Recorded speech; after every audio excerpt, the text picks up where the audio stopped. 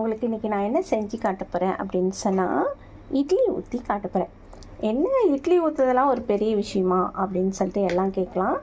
ஆனால் நான் என்ன இட்லி ஊற்ற போகிறேன் அப்படின்றத மட்டும் உங்களுக்கு நான் சூப்பராக சொல்லி காட்டுறேன் பாருங்கள்.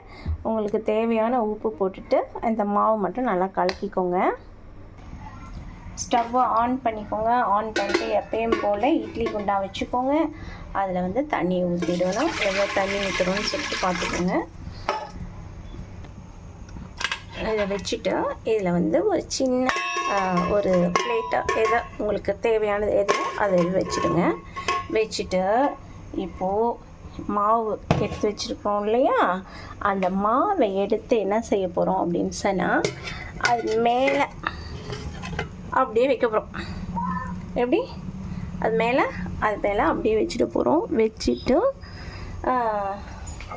லைட்டாக சூடாகிடுச்சு இல்லையா, இப்போ என்ன செய்ய போகிறோன்னா அதை அப்படியே மூடி போட்டு வேக வைக்க போகிறோம். இதில் என்னென்னா நம்ம இட்லி குண்டானில் இட்லி தட்டில் ஊற்றாமல் அப்படியே வேக வைக்க போகிறோம்.